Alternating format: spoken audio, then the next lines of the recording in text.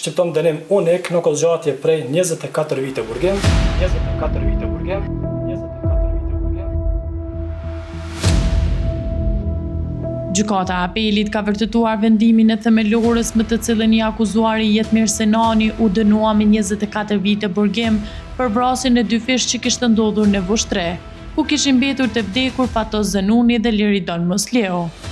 Në këtë rast, gjykata shkollës së dytë ka refuzuar ankesat e palëve. Edhe në rigjikim me datën 10 dhjetor 2025, gjykata themelore në Mitrovic e kishte shpallur fajtor të akuzuarin Sinani duke e dënuar me dënim unik 24 vite burgim. Ndaj këtij vendimi kishin parashtruar ankesë prokuria speciale, përfaqësuesit e palëve të dëmtuara, si edhe mbrojtësi i të akuzuarit.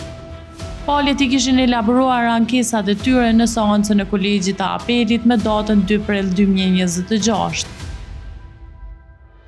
Sipas gjykatës së Apelit, aktgjykimi themelorës nuk përmban shkelje esenciale të dispozitave të procedurës penale, duke shtuar se i njëjti është konkret, i qartë dhe përshkruan në mënyrë të drejtë gjendjen faktike që e ka vërtetuar.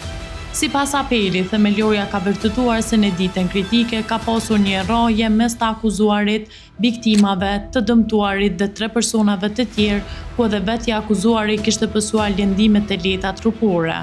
Në vendim theksohet se përmes dëshmive të dëshmitarëve okular, si dhe provave materiale, është konstatuar drejt se ka ekzistuar dashja për kryerjen e veprës penale.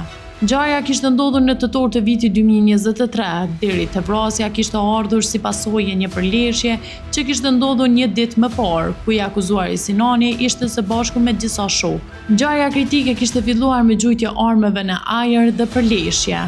I akuzuari Sinani kishte afër shtëpinë e tij, ku kishte shkuar dhe kishte marrë pushkën automatike AK-47 dhe ka shënë në drejtim të automjetit ku ndodheshin viktimat dhe si pasojë të shtënave me armë zjarri, ka privuar nga jeta viktimat Fatos Zenunin dhe Liridon Mosleun.